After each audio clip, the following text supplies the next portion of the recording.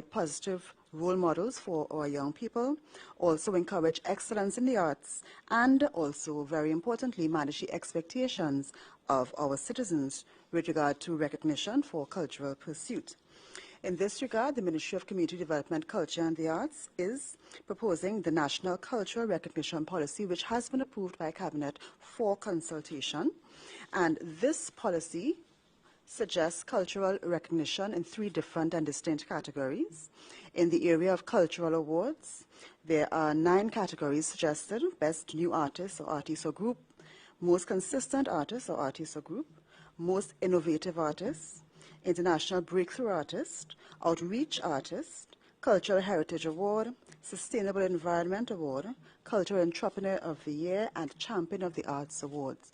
These awards are intended to happen annually, and the use of these categories really develop the competencies in the arts rather than stick to a particular genre, say award for best film or award for best theatre.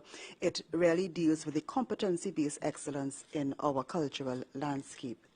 The other category of the awards would deal with cultural ambassadors, and the policy envisages the appointment of 3 cultural ambassadors per year who will promote and advance the culture of the Republic of Trinidad and Tobago, as well as promote the Twin Island as a cultural and heritage tourism destination to nations in the region, as well as globally.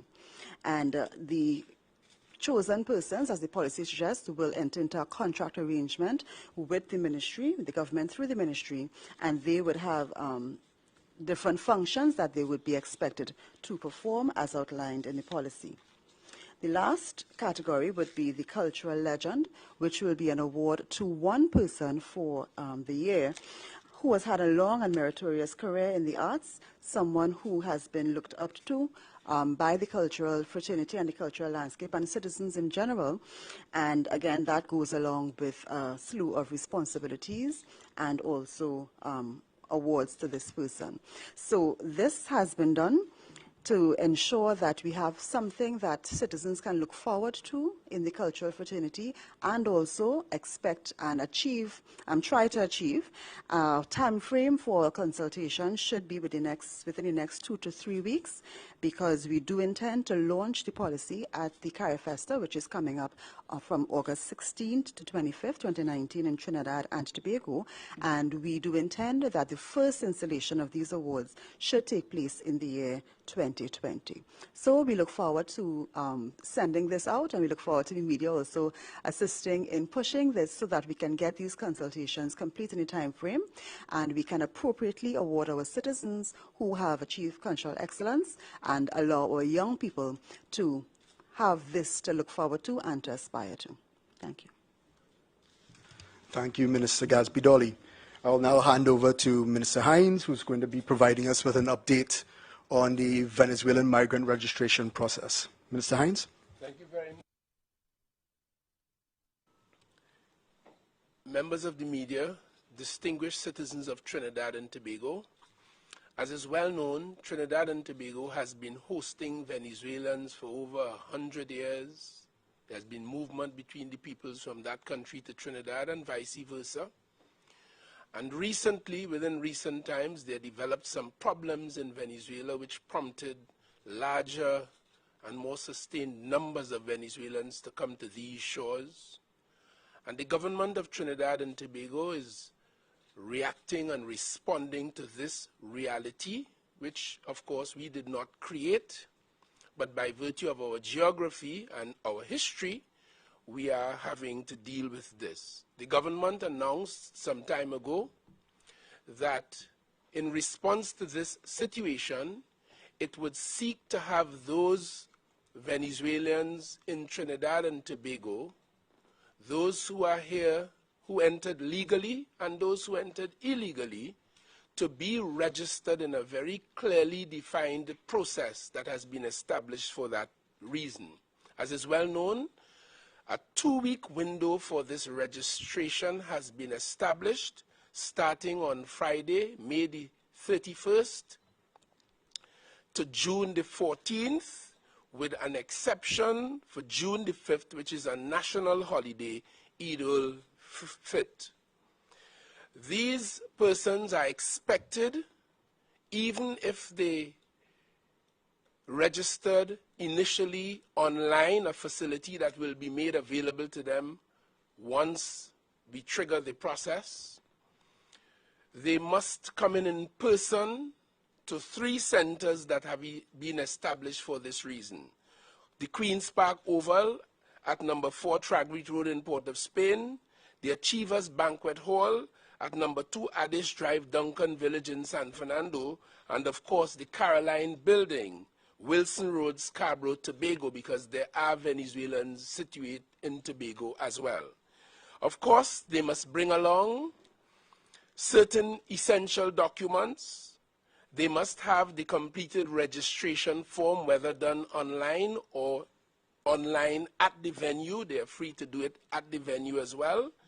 They must have their national passport, their cedula of each family member in Trinidad and Tobago, which is a particular number given by the Venezuelan authorities to all of its citizens from the information we have, their birth certificates, marriage certificates, proof of address in Trinidad and Tobago, 2 passport-sized photographs, and other documents that might be deemed necessary by those who are interviewing them in these processes during the 2-week window of which I had earlier spoken. The registration officers may request additional documents at the time of registration in each particular case. The registration takes place from 7 a.m. on each of the days, and it finishes at 5 p.m. There are some important facts for the citizens of Trinidad and Tobago and for those who will be coming and who are being encouraged, every one of the Venezuelans in Trinidad, with the exception of those who already have residency status or who have pending applications for residency and therefore in some cases have work permits. But even if you were here and you came legally and you became illegal by virtue of your overstay 16, 20 years ago, this is your opportunity to come into the registration center and let your presence be recorded, and the circumstances will flow therefrom. It is important to state that if you do not make use of these opportunities, then you run the risk of being not registered. And by registration, we mean registration in the process that starts from Friday with the government of Trinidad and Tobago, irrespective of any other registration that you may have conducted with any organization, international or local, in Trinidad and Tobago or out. Those are separate matters. We are expecting that all, and you are encouraged. I can tell you that at the venue we will have interpreters who can assist for those who cannot speak English and for those who cannot, who need help. So those are the general circumstances. It will accord those who are registered with the right to be here undisturbed and unperturbed by anyone. It will protect them from, it will permit them to work for 1 year, and in so doing will prevent them from being abused by potential abusive employers. And in those work experiences, the employers would be expected to comply with the laws of Trinidad and Tobago, particularly in relation to minimum wage and that sort of thing. And it will allow the government of Trinidad and Tobago to know for certain how many Venezuelans we have here, and to be able to make arrangements for basic health care and emergency health care as we have promised in this arrangement. And of course, the right to work. So with those basic things said, I conclude to invite every and to encourage every single Venezuelan in Trinidad and Tobago, legally, having entered legally and overstayed, or having entered illegally, to come and register in this process for the benefits that it would obviously bring, both for you and for the citizens and government of Trinidad and Tobago. Thank you very kindly. I'll just say a few words. Yes. Okay, so thank you, Minister Hines. I'd like to now hand over to the Acting Prime Minister. Thank you very much. Good afternoon, everyone. I just wanted to put on the record some official statistics. There is a lot of information in the system which may not be accurate in terms of the number of Venezuelan nationals in Trinidad and Tobago. So I asked the Chief Immigration Officer to provide me with the official statistics. And for the period 2016 to 2019, so this is the full year of 2016, 2017, 2018, and the first 5 months of 2019, the total number of Venezuelan citizens who arrived in Trinidad and Tobago through legal ports of entry and overstayed is 9,080. I would like you to pay particular attention to the fact that whereas in 2017 there were 2,466 Venezuelan citizens who overstayed, in 2018 there were 4,278. In 2019 so far there have only been 502 Venezuelan citizens recorded as having overstayed the legal period of time that they are allowed to stay in Trinidad and Tobago. With respect to persons who are registered with the UNHCR in Trinidad and Tobago, the total from 2016 to 2019 is 12,257. And prior to 2016, the numbers who registered with the UNHCR as persons seeking asylum was less than 26. In 2016 it was 26, 2017 1,099, 2018 7,062, 2019 so far 4,070. With respect to persons of Venezuelan citizenship who are here legally, 1,672 work permits have been issued by the Ministry of National Security. 631 Venezuelan nationals have been granted permanent residence, and 1,481 Venezuelan nationals have been granted citizenship. And these are absolute numbers. So that approximately 3,800 Venezuelans are here in Trinidad and Tobago legally. 12,257 have registered with the UNHCR as asylum seekers, and 9,080 have overstayed their time between 2016 and 2019. So those are official numbers as opposed to some of the figures outside there. Okay, so we'll now open the floor up to questions. Who'd like to start us off today? I just want to find out if there's any, now I don't want to add up all of these numbers to get one figure. Is there any overlap between the overstay number and UNHCR number? So I don't want to add 12,000 plus 9,000 and say that they're... You shouldn't. Right. So you shouldn't. You shouldn't add them. Overlap looks like? Based on my discussions with the Chief Immigration Officer, what I've been told, and this discussion took place yesterday, was that most of the overstayers are included in the figure of 12,257. Very few of the overstayers, the 9,080, are not included in the 12,257. So you shouldn't add them. Okay, they're, from what I'm told, I'm only going on what I was told, this is what the Chief Immigration Officer told us, is that they are in the 12,000, so don't add them. Okay? Before, if I might add, sorry, thank you very much. I think it's important for me to add that those who are coming to register are expected to present their children so that they too can be recorded in the process. I think that is important to mention. And these figures would naturally include children as well. Okay, there's adults and children. I know one of the major issues Venezuela Venezuelans have in general. It's just that they don't have passports. You know, just if you are in Venezuela, it's extremely difficult to get a passport. Is there any sort of, well, we'll accept this, but not this, 2 out of 3? What sort of concessions are being made for people who are here but may not have valid ID? From the information we have from the Immigration Department, yes, indeed, some have arrived without passports and, of course, came in illegally. So when they engage the process, the immigration officers, the professionals there will assess them and take whatever other documents they may have, because one of the things you'll want to determine is that they are in fact Venezuelan. And of course, we have a system where we'll be cross-referencing certain information that we have with the Venezuelan authorities in order to ascertain certain things in order to proceed successfully with this very important recording process.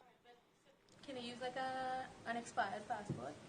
Well, yes, that is some form of identification, and if it is expired and it bears the photograph of the individual and it is determined to be a valid or a genuine document, that can help in identifying an individual in those circumstances, yes. Remember, these immigration officers have been engaged in this work for many years. They're doing this, and they do this routinely. This special registration process is only a response to an influx as a result of a problem in Venezuela, but essentially, this is exactly what takes place on an ongoing basis, including those who don't come into the official process and had to be detained, as the minister might have explained a moment ago. Yesterday on social media, there was a photograph of what purported to be a prototype of these IDs, the registration card. And some of the comments were that this seemed to be very genuine. Is it that the system, the security system, has in fact been compromised? The registration has begun? The cards that would be issued to those who are registered have not yet been produced. So what we saw on social media is a complete distortion of what? That, truthfully, I am told, was one of the earlier mock-up versions that was tested or sampled for this process. I can give you the assurance on the basis of information had from the Immigration Department, that is not the final card. In fact, it does not even resemble what will be the final card, which is yet to be made available to them, yet to be approved by the Minister of National Security, yet to be printed. And in any case, these cards would be given to the registrants promptly after they register. And 2 things must be mentioned. One, that the registration process will not guarantee that a card would be issued. It is at the discretion of the Immigration Department, ultimately, as I've explained earlier. And 2, that card would have security features, as does our currency, as does a Trinidad and Tobago passport, in order to ensure that it is not unlawfully replicated and create a problem. It disturbs you that even the mock-up, as you describe it, was able to reach unauthorized hands? Yes, indeed. It is a very disturbing feature. You're dealing with human beings, but since then, stricter arrangements have been put in place. And I am given the assurance by the leadership of the Immigration Department that it is now, that final card is now actually in the hands of no more than 2 persons. We have 5 members of the government who belong to the National Security Council, and you have 1 commissioner of police. You have human beings, and we are all sworn and respect secrecy and the value of that. But yes, special arrangements have now been made to ensure that that is not replicated. Just let me, for the record, say I have not seen the final version of the card, but I am assured that there will be security features, like, as Mr. Hines indicated, on the currency. There would be aspects of the card that would identify whether the card is a fraudulent card or whether it's a genuine card, and this can be detected.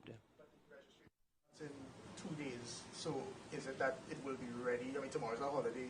Is it will be ready, and will the applicants receive it immediately? Now, I mean, we're running kind of, yeah, we're running kind of tight on time. The cards are being prepared, and because there will be the need, one of the concerns that we will have, we have to verify the information we get, and therefore the cards for that reason would not be given immediately, but they'll be given as soon as practicable thereafter. And we have systems, I can assure you, ladies and gentlemen, we have firm systems in place for such verification, and as I indicated earlier, cross-referencing with the authorities in Venezuela to ensure that these cards would be handed. And in any event, upon registration, each registrant will be given a receipt, some evidence of their registration, so that they would be able to present that to the immigration officers who may come upon them or police officers who may come upon them subsequent to the registration and before the card is issued. The card will replace those receipts when the process is completed. Just let me come in here. The instructions the Ministry of National Security has is to produce the cards in the shortest possible time and preferably within the registration period. So the first batch would come in the first few days. The instructions National Security has is that by the end of the registration period, by the 14th, if it is practical and feasible, that those persons would receive their cards, the first set, and so on, as we go along. I'm fairly confident that this system, which is meant to monitor and regulate, will not be used to open the floodgates through any fraudulence on the part of any of the persons. Well, based on the information, I'm very confident that all the security systems are in place to prevent precisely that. Somebody presents themselves and they are denied. What happens to them then? So they presented themselves, they are illegal. Let's say we have illegal Colombian, presented himself as a Venezuelan. Is it that they're going to be immediately detained or they turned away? What is the process then if somebody is denied one of these cards? Yes, the normal procedures in terms of our immigration law will apply. If you are here illegally and you are refused entry, you will be expected to be removed or removed to your... So there's a chance of almost immediate deportation right there and then, as in police officers? Or the process we go through is a process. We have a detention center, and there's the normal process in accordance with our regular observation of the law. How long do you anticipate this process will take to verify, the registration process?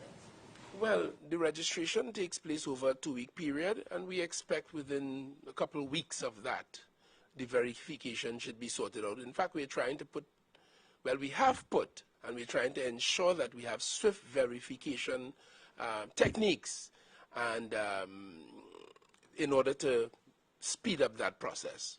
Now, given some of these people do claim to have, are claiming political asylum, for example, what is our relationship with the Venezuelan authorities and to, ensure that people aren't victimized in this process? Well, from the get-go, we have taken the very principled policy position that the government of Trinidad and Tobago will not involve itself in the internal affairs of Venezuela. That matter we can hardly comment upon. What we are dealing with is the outflow of that, where Venezuelans are coming in larger than usual numbers to Trinidad and Tobago. So we are dealing with it. We see what the situation is. We are very compassionate. We are very empathetic. We do understand human suffering. We have close relationships with Venezuela for decades, as I have indicated earlier, and therefore we treat with them in a most humane manner. And this registration process is really designed to be of value to those who come here so that they can work and maintain their human dignity and take care of their families and not be subjected to abuse. This will help protect them from human trafficking. They don't have to be hiding from the authorities anymore. And at the same time, it gives us Trinidad and Tobago an understanding of how many and what we are dealing with so that we can make appropriate arrangements in a civilized way. So that's the way we go. That's what we Just do. let me come in here. Because of our well-established position for decades of non-intervention in the affairs of another sovereign state, we really can't answer that question, because that is not a matter for Trinidad and Tobago. We would not get involved in that. We can't instruct the Venezuelan authorities to do anything, or not, as the case may be. What we are doing here is simply dealing with a problem in Trinidad and Tobago, where you have persons who are here illegally, and as Mr. Hines has just correctly pointed out, this gives them legality. So they move from a state of illegality to a state of legality. They can work rather than having to work illegally, because, as you will realize, a lot of these Venezuelan economic migrants are working in Trinidad and Tobago. I mean, if I believe what I read in the newspapers, today there's an article, I think it's in The Guardian, where they interviewed someone who claims to be a Venezuelan national who is working here in a hotel somewhere in central Trinidad. So that, and I myself have seen persons of Spanish extraction working in and around Port of Spain in restaurants and so on. So there are quite a large number of persons who are here illegally, working illegally, and the whole point of this registration is to make them legal, and also to understand what we're dealing with, the numbers we're dealing with, who we're dealing with, who they are, and so on. It can't continue like this, to have such a significant number of persons who are under the radar, so to speak. We have to find out who they are and also protect them and give them the opportunity to live, to stay, and work here. Provided to the Venezuelan authorities in the course of maybe checking to see if there's criminal... I would not want to venture comment on that, precisely because of the question asked by the Newsday reporter. I would not want comment to be made on that at this time.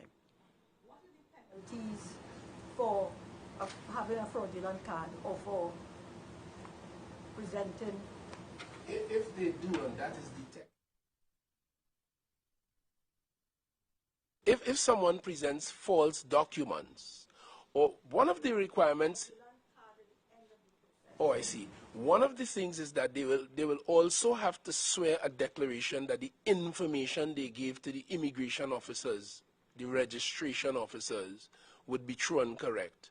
If someone is found to be deliberately misleading the authorities, giving false information, that can lead to denial of registration, and the consequences of not registering will naturally flow. And I would also like to deal with the direct question.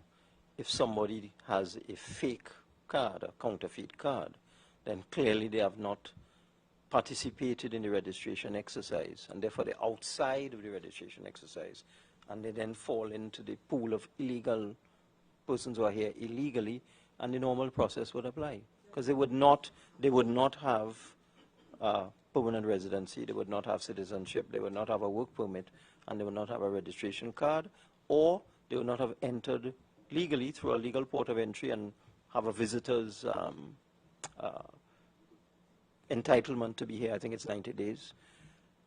So that means they fall outside of all known legal categories, and the immigration authorities would take the normal action, which is a process. I believe they're taken to the detention center and then they're processed. So that is what would happen to that person.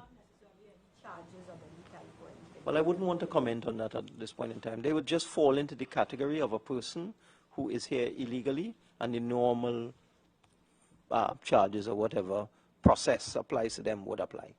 Okay? Have you given any consideration to triggering the international donor support for, because the central bank governor raised that the cost, which is put at about 620 million, which is a lot of money. So are we... I'd like to say two things about that. Firstly, the answer to the first part of the question is no. And the answer to the second part is I have absolutely no idea how the central bank arrived at that number. I don't know how the figure was calculated. I don't know the basis for the figure, and I find the figure surprising, and we at the Ministry of Finance, we don't agree. Have you done your own calculation on what the impact might be? You have to understand there are many assumptions that have to be taken into account. First assumption that you have to take into account is the fact that 40,000 Venezuelans are not arriving in Trinidad and Tobago in 2019. And when you think about that it's not 40,000 who have just arrived last week. They've been here for years. So if there was an economic impact, it would already have been manifested within the national budget and within the economy of Trinidad and Tobago. And that is why I was very careful to read the statistics, because for 2019, we have 502 overstayers, and we have 4,070 persons who have registered with the UNHCR, and prior to that, 4,278 overstayers in 2018. So if one is logical about all of this, the numbers that would affect the budget for 2020 are very small. The persons who already have been here and could possibly be affecting the budget, and we don't agree with that, are the vast majority of Venezuelans in Trinidad and Tobago, so that it is not rational to do a calculation like that, assuming that 40,000 Venezuelans will come here tomorrow. It is not rational. So we in the Ministry of Finance do not agree with those calculations. Why doesn't the government want to access international aid? Because we believe we can handle our own situation. We do not require international aid at this point in time. And that has foreign policy implications. That is not a simple matter. We do not just simply access foreign aid. Foreign aid comes with conditions. It's not free. There are conditionalities that are associated with all foreign assistance. So that's a foreign policy matter. That's a matter for the government and the cabinet. And therefore, at this point in time, we see no need to access international aid for this issue. But I want to go back to the fact that what I saw in the newspapers coming from the central bank is a calculation based on some information coming out of Colombia. There's no correlation between the two, because it assumed that we would provide housing, education, social services, healthcare all up to the tertiary level, security, and so on, for 40,000 Venezuelans who would arrive in Trinidad and Tobago this year. The Minister of National Security has already made a public statement that what the government is doing is allowing the Venezuelan migrants to work and have access to basic health care, not education, not public housing, not social services, so that you can't compare the Colombian situation with the Trinidad situation. It's chalk and cheese. In Colombia, I am told that the Colombian government has to provide a huge level of support to the Venezuelan migrants that have gone to Colombia. That will not be happening here, because these people are, as I said, many of them are already working, they're looking after themselves, they're renting apartments. In fact, I'm told there's been quite a surge in the real estate market in terms of accommodation for Venezuelan migrants. But I want to stress that the figures show that in 2019, the numbers that are coming are very small, and therefore, if there was any impact, and we don't believe there is any, it would have occurred in 2018, 17, and 16, and it cannot possibly impact on the 2020 budget. So that was a very unfortunate statement made by the central bank. It is not scientific. It is not based on any facts. It is not based on any known formula, and it is based on a number of wrong assumptions. So we don't accept it. So based on these figures, is it correct to say that those who come in within the next week via the ferries from Cedros, that they won't be turned back? I can't speak to that. I don't know if the Minister of National Security would have any. In anticipation of greater numbers being attracted to this generous offering by the government and the people of Trinidad and Tobago to treat them in their circumstances respectfully and humanely, we also understand that we can only accommodate a certain amount, good as we want to be. So as a result, we have already announced, and we continue to observe, we have improved our border security as best as we could. It is a known fact that we have many illegal ports of entry, and the records would show that if you strengthen the southern area, they coming on the north coast, they come on the west, they come even on the east coast. So we have that challenge, but we have improved our border security with the use of the police and the defense force and the Coast Guard. And we have not seen any major intrusions or inflows since then. So we are running this registration process. At the end of this, we will have a better idea as a country how many are here and how many we can easily accommodate, and whether we need to, and how we need to treat with it. But altogether, and in short, I think this is a most generous and wonderful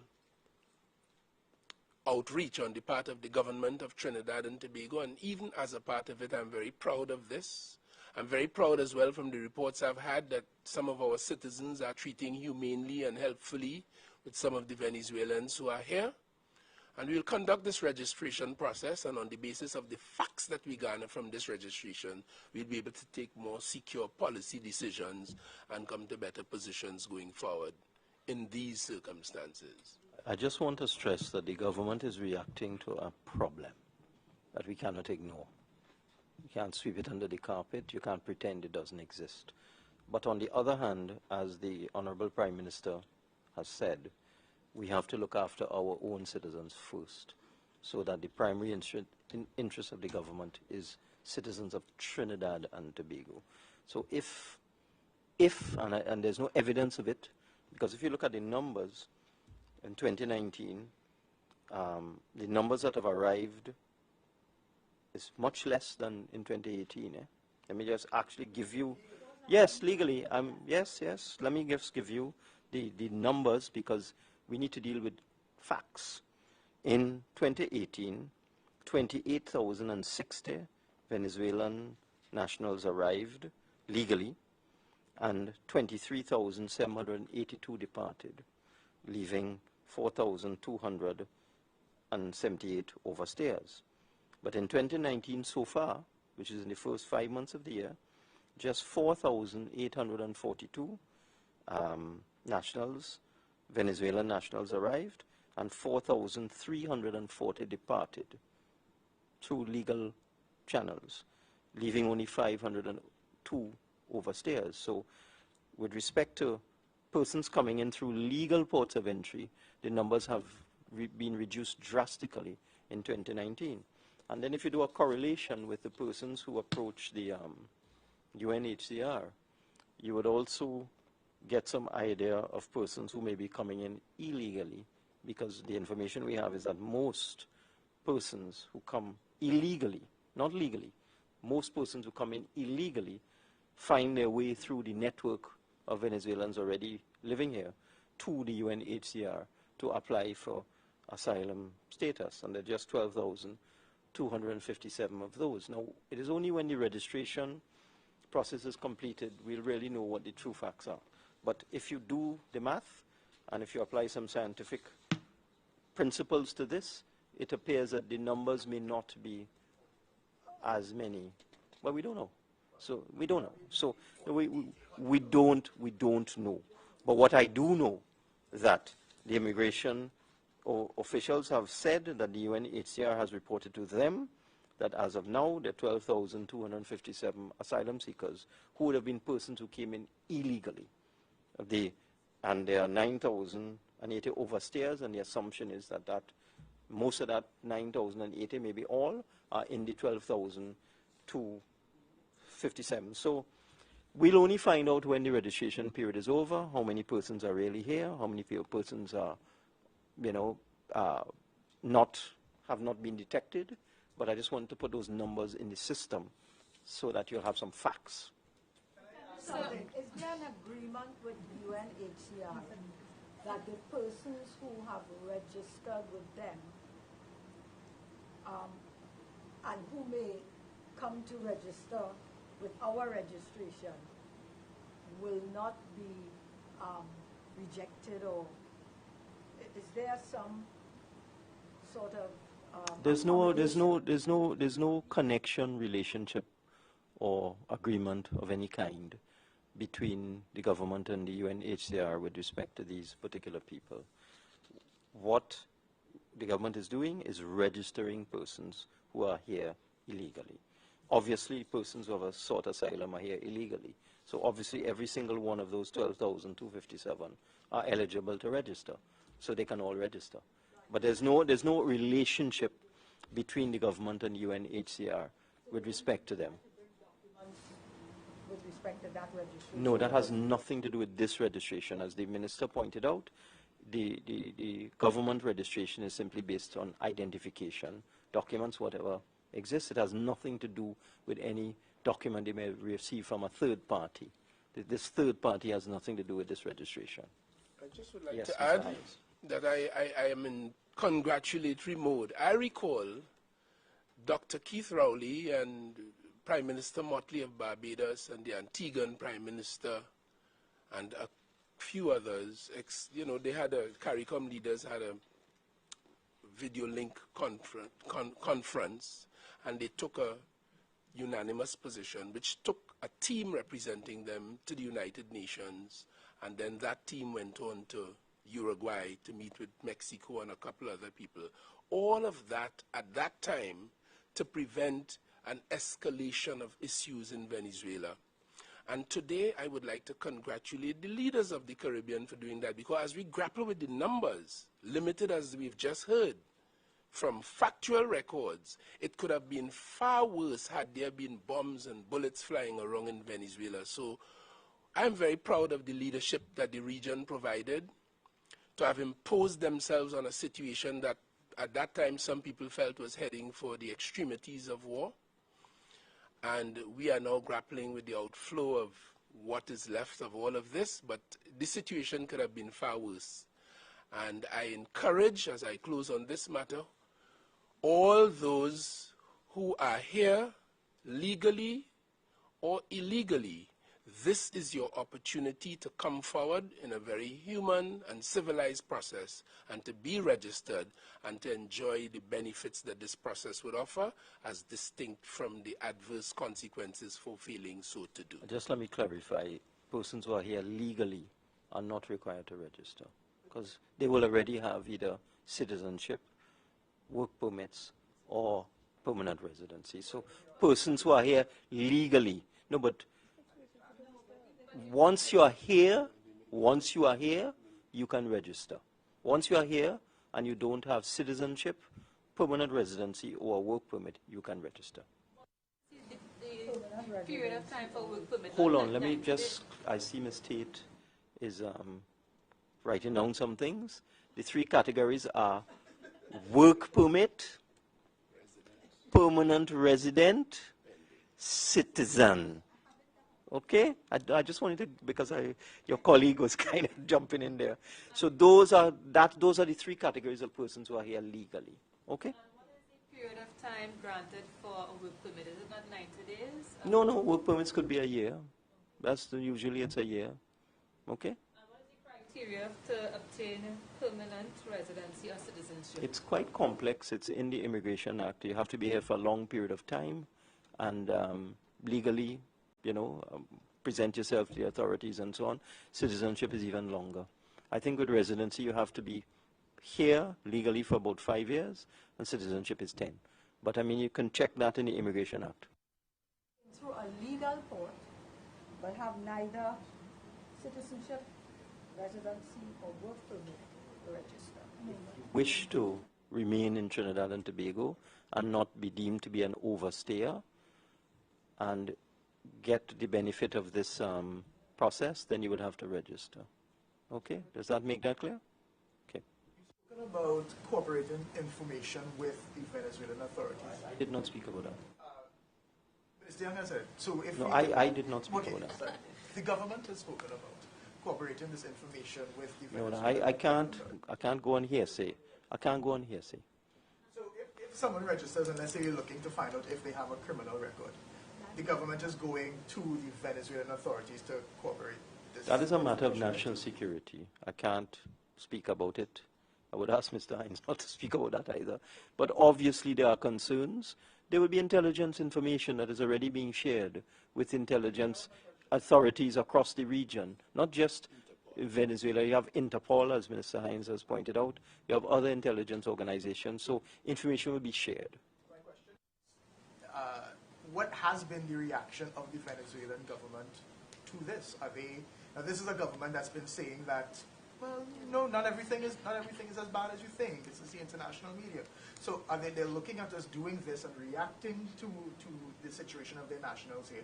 Have they been in contact? What have they said, if anything, about our registration plans? I'm not aware of any reaction from the Venezuelan government of any kind.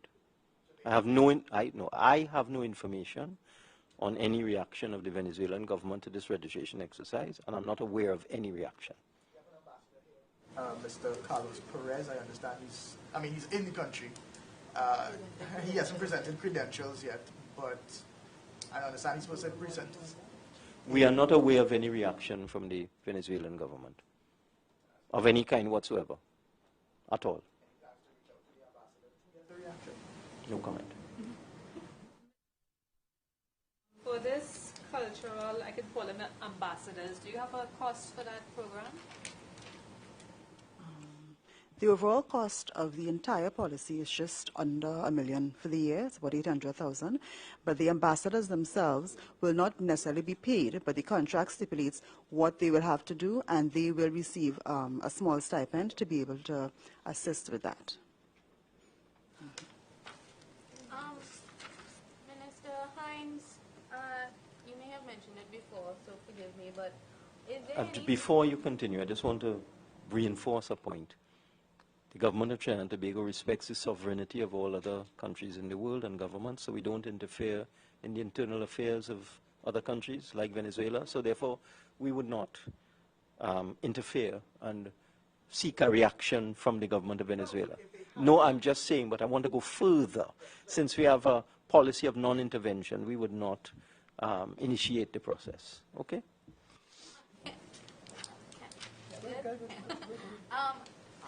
How are you planning?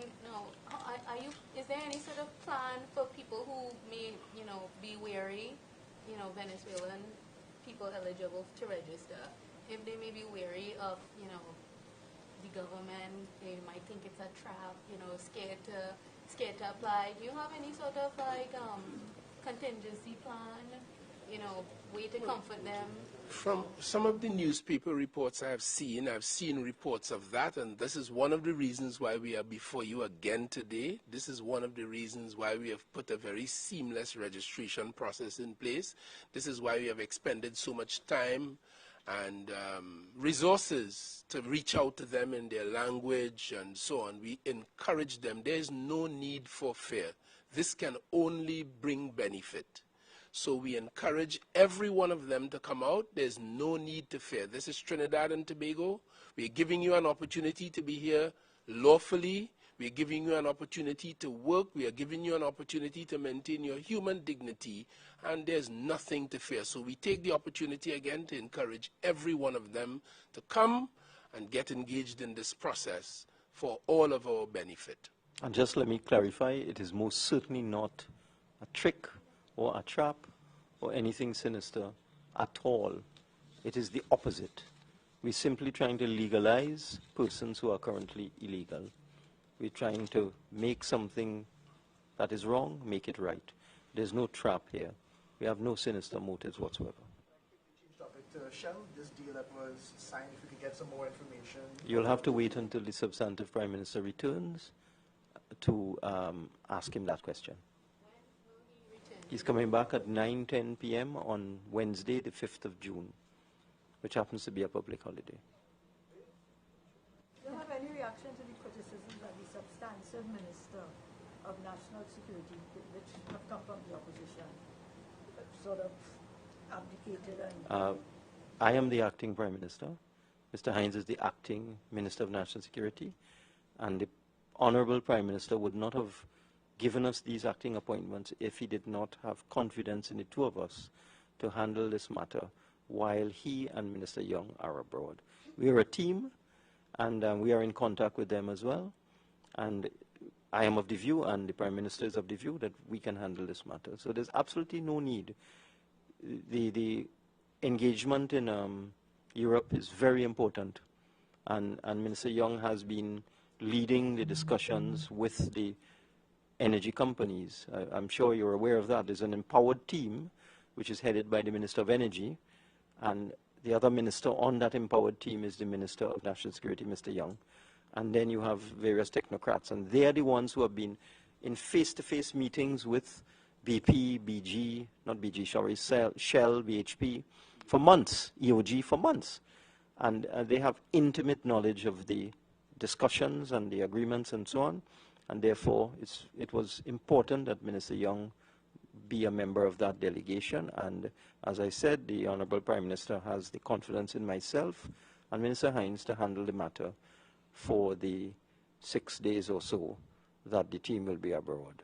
And we have been fully briefed. There was a National Security Council meeting on Friday of last week. I'm a member of the National Security Council in my own right as Minister of Finance.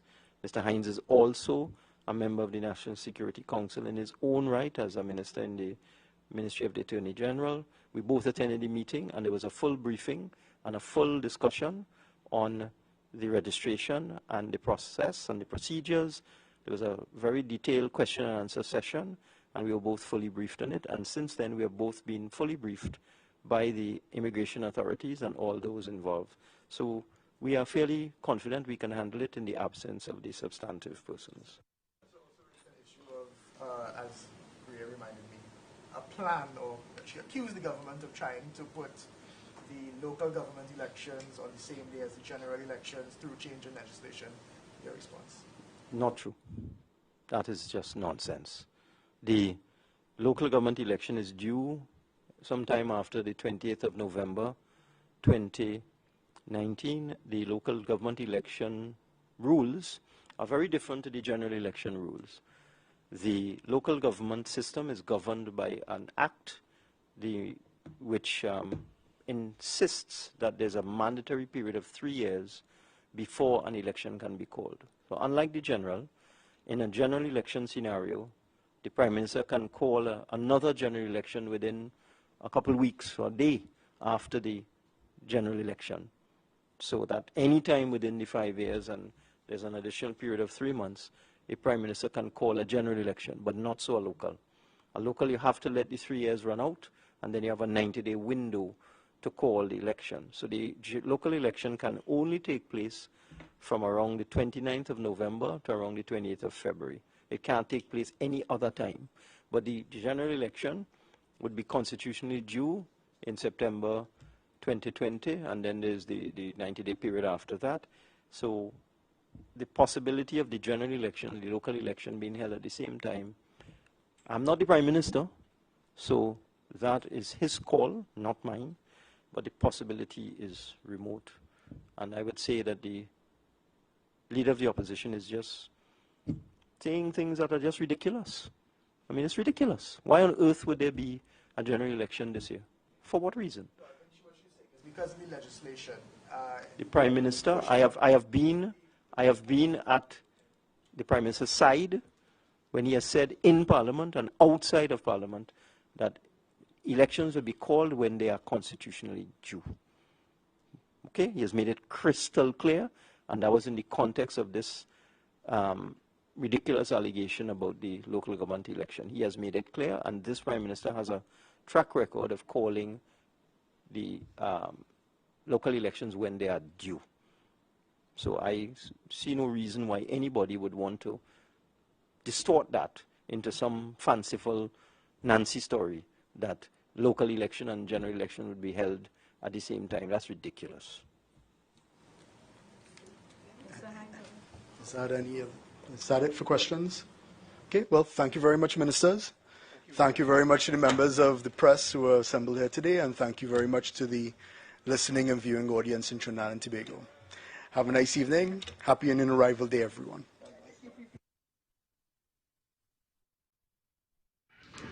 That was live coverage of the weekly post-cabinet media briefing on TTT, Talk City 91.1 FM, and on TTT